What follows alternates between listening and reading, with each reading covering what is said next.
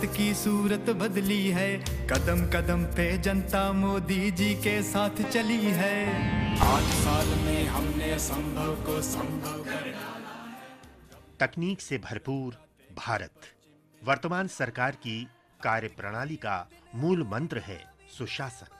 न्यूनतम सरकार, अधिकतम शासन की अवधारणा और सुशासन के लिए सूचना प्रौद्योगिकी के इस्तेमाल से भारत आज विश्व के अग्रणी देशों की पंक्ति में शामिल हो गया है। सरकार के पिछले 8 वर्ष में विभिन्न क्षेत्रों में किए गए विकास कार्यों की बड़ी वजह रही है तकनीक और प्रौद्योगिकी का उपयोग।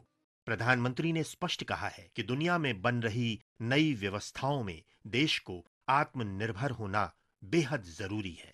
इंफ्रास्ट्रक्चर के फील्ड में हमारा डेवलपमेंट विजन एडवांस टेक्नोलॉजी पर बेस्ड है।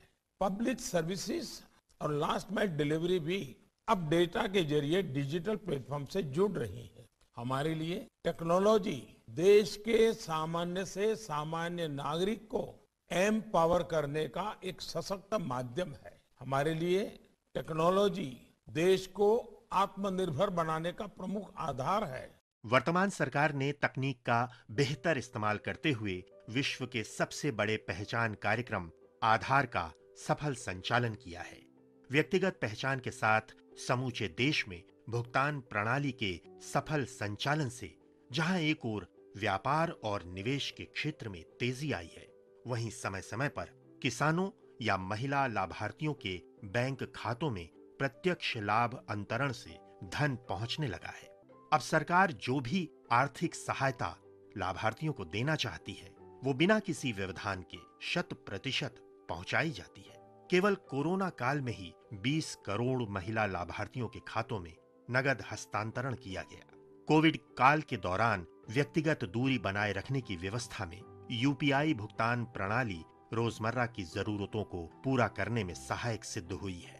यूपीआई प्रणाली का उपयोग करने वाले अमित का कहना है कि इस व्यवस्था से लेन देन में आसानी हुई है। मेरा छोटा सा स्टेशनरी का काम है जिसमें मैं काफी टाइम से काम कर रहा हूँ, लेकिन पिछले कुछ टाइम से जैसे मैं यूपीआई का इस्तेमाल कर रहा हूँ की वजह से मुझे काफी सारी सुविधाएं हो रही हैं। जैसे लोग आते थे पहले तो उनके पास कभी चेंज नहीं हुआ या बड़ा नोट हुआ तो उससे मुझे बड़ी दिक्कत होती थी।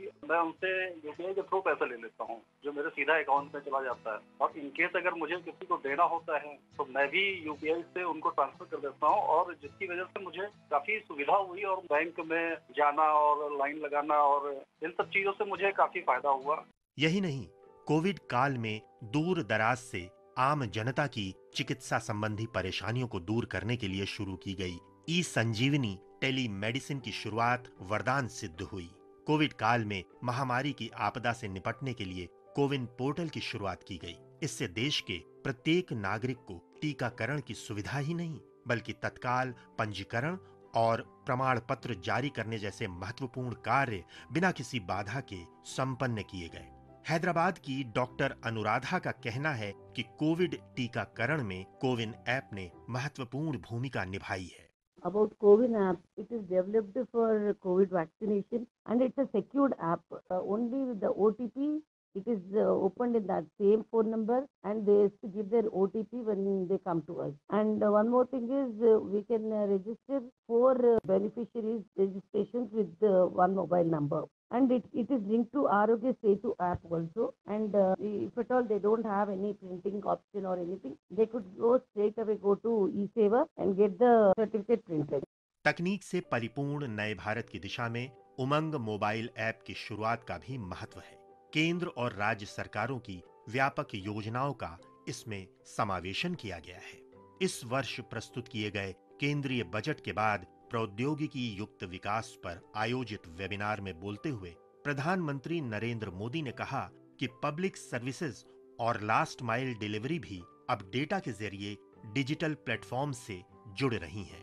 हमारे लिए प्रौद्योगिकी देश के सामान्य से सामान्य नागरिक को सशक्त करने का एक सशक्त माध्यम है।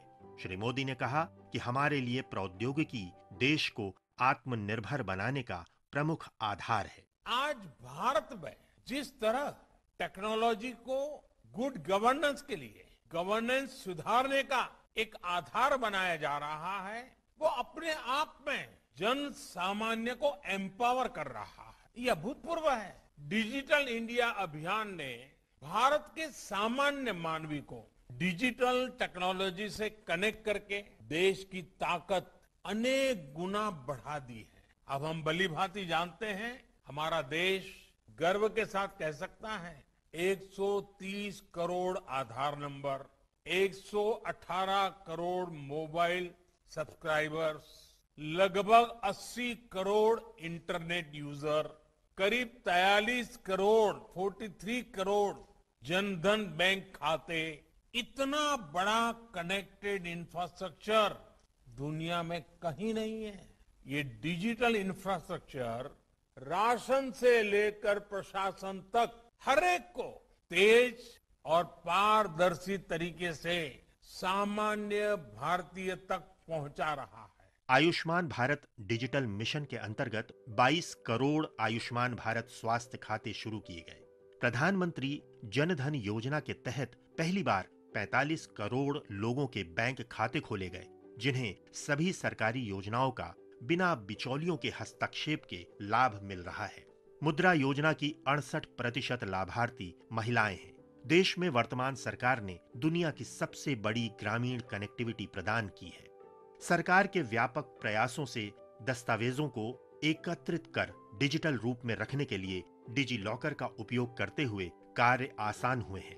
2021-22 में डिजी लॉकर में करीब 506 करोड़ दस्तावेज जारी किए गए। पेंशन भोगी लोगों की सुविधा सुनिश्चित करने के लिए सरकार ने जीवन प्रमाण पत्र डिजिटल प्रमाण पत्र DLC की शुरुआत की। ये वरिष्ठ नागरिकों के लिए बड़ी राहत लेकर आया। इन 8 सालों में भारत में संचार क्रांति छाई है। जगह जगह इंटरनेट और हर हाथ UPI है। किसानों को फसलों का सही दाम पाते देखा है और महिलाओं को उनका सम्मान पाते देखा है। सरकार का प्रयास है डिजिटल भारत, आत्मनिर्भर भारत। ऑप्टिकल फाइबर का जाल बिछाकर सुदूर क्षेत्रों को आपस में जोड़ना भी सुशासन की दिशा में मील का पत्थर साबित हुआ है। डिजिटल लेन देन प्रक्रिया को भीम ऐप ने आसान बनाया है। आज डिजिटल लेन देन में भारत विश्व में अग्रणी स्थान पर पहुंच गया है। सरकार ने 2014 से अपनी योजनाओं से लेकर आम जनता के दिन प्रतिदिन के कार्यों के लिए जमीनी स्तर तक डिजिटल भारत बनाने के हर संभव प्रयास किए, ताकि हर योजना का लाभ देश के सुदूर अंचलों तक उसी रूप में पहुंचे। इन्फोसिस लिमिटेड के वरिष्ठ डोमेन प्रबंधक गुरु थेम्स ने बताया कि सरकार द्वारा विभिन्न योजनाओं में किए जा रहे तकनीकी प्रयोग से लोगों का जीवन आसान हुआ है। Two of the schemes which I would like to point out is DBT and Digital India. DBT scheme prevents fraud and promotes accountability in subsidy distribution. It helped in distribution of subsidies to the deserving applicants living below the poverty level. Ever since DBT is implemented, it brought in more transparency and productivity. Second one is Digital India. This is one of the flagship program of Modi government, launched with a vision to transform India into a digitally empowered society and knowledge economy. By doing 7,422 crore digital payment transaction in financial year 2022, citizens have proved that their solidarity with Modi government. देश में 68,000 से ज्यादा startup है। Startups ने वर्ष 2016 से 6 लाख से अधिक नौकरियां दी हैं। वर्ष 2021 के दौरान 44 से अधिक यूनिकॉर्न जोड़े गए हैं। अप्रैल 2022 तक 15 और यूनिकॉर्न जोड़े गए हैं। देश में अब 100 यूनिकॉर्न हैं। आकाशवाणी से बात करते हुए नोएडा में स्टार्टअप के संस्थापक सुब्रत कार ने कहा, बहुत सारे ऐसे स्कीम्स एंड इनिशिएटिव्स जो गवर्नमेंट ने लिए जिससे स्टार्टअप्स को भी फायदा नहीं हुई है, but MSME the entire business community को भी फायदा हुई है। और खासकर जो न्यू एज एंटरप्रेन्योर लोग हैं, जो लोग न्यू इकोनॉमी में काम करते हैं, आई थिंक डिजिटल इंडिया की पुश के वजह से इस टाइप की जो न्यू बिजनेस मॉडल बेस्ड जो स्टार्टअप है उनको काफी फायदा हुई है। चाहे आप इंडियन डिजिटल पेमेंट्स की बात करें, UPI की बात करें, या तो आधार एनेबल्ड सर्विसेज की बात करें, सबको ही फायदा हुआ है। सरकार के कार्यकाल के 8 वर्ष में सेवा, सुशासन और गरीब कल्याण की राह प्रौद्योगिकी के इस्तेमाल से भी जुड़ी है। तकनीक के बेहतर इस्तेमाल के लिए सरकार ने अनेक प्रकार के विकल्प प्रस्तुत किए हैं। देश में घरेलू इलेक्ट्रॉनिक उत्पादन के लिए सरकार ने PLI योजना के तहत 40,995 करोड़ रुपयों का आवंटन किया है। वर्तमान सरकार के अथक परिश्रम का ही परिणाम है कि रिकॉर्ड संख्या में अंतरिक्ष अभियान संचालित किए गए हैं। 2014 से पहले प्रतिवर्ष किए जा रहे अंतरिक्ष अभियानों में करीब 2 गुनी बढ़ोतरी हुई है। एक PSLV उड़ान से रिकॉर्ड 104 उपग्रहों का प्रक्षेपण किया गया। स्वामित्व योजना के अंतर्गत ड्रोन के प्रयोग से जमीन की पैमाइश का कार्य सफलतापूर्वक किया जा रहा है। कोविड महामारी के दौरान ड्रोन के इस्तेमाल से आवश्यक दवा तथा अन्य सामग्री का परिवहन सुनिश्चित किया गया है। किसानों की सहायता के लिए सरकार के लगातार प्रयासों में किसान रथ मोबाइल ऐप भी शामिल है, जो किसान, उत्पादक संगठन और व्यापारियों को अपने उत्पादों की ढुलाई के लिए वाहन किराए पर लेने की सुविधा देता है।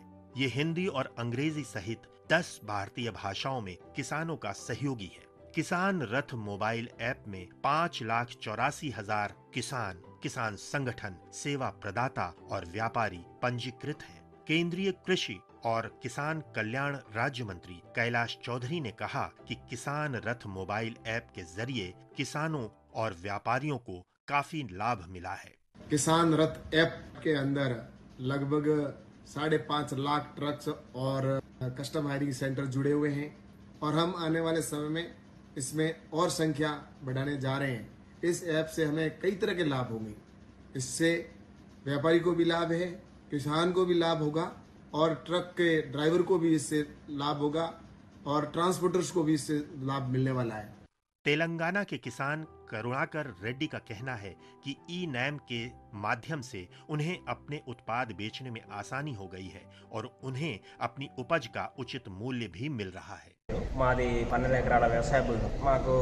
मेरे पास 12 एकड़ जमीन है जिसमें धान, चना और कपास की खेती करता हूँ। पहले मैं अपने उत्पाद को बाजार में बेचता था, जहां बिचौलियों के कारण काफी नुकसान होता था और इससे फसल बेचने में भी देरी होती थी। ई-नाम के आने से मुझे काफी मदद मिला है। मैं अब आसानी से अपने उत्पाद उचित मूल्य पर बेच रहा हूं। ई-नाम से बेचने का तरीका बहुत आसान है। सरकारी खरीद में भ्रष्टाचार को खत्म करने के लिए government e market place GEM portal अगस्त 2016 में लॉन्च किया गया था। आज 40 लाख से ज्यादा कारोबारी इससे जुड़े हुए हैं।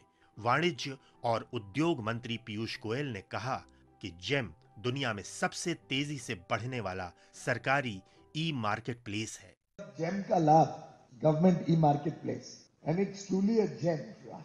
ये कल्पना प्रधानमंत्री जी ने कुछ 4-5 साल पहले रखी, कुछ अफसरों के सामने, कुछ मंत्रियों के सामने, उस पर काम किया गया और आज विश्व में शायद गवर्नमेंट ई मार्केट प्लेस जो हमारा जेम है, इसके लेवल की कोई और व्यवस्था विश्व में आज अवेलेबल नहीं। कुछ जगहों पे छोटी है, पर जो स्पीड पे हम ग्रो कर रहे हैं, we are the fastest growing government e market place और जेम पोर्टल, जिसने सरकारी खरीद को एक नया रूप दिया। नरेंद्र मोदी सरकार सबका साथ, सबका विकास, सबका प्रयास और सबका विश्वास के मंत्र पर काम कर रही है। सरकार के प्रोत्साहन और युवा वैज्ञानिक और अनुसंधानकर्ताओं के प्रयासों से भारत आज विश्व मानचित्र पर तेजी से उभर रहा सशक्त तकनीकी देश तो बन ही रहा है, साथ ही अन्य देशों के लिए एक मिसाल बना रहा है। नए भारत के सपनों को डिजिटल माध्यम से उड़ान देने के प्रयासों को सरकार ने सर्वोच्च प्राथमिकता दी है। ये भारत का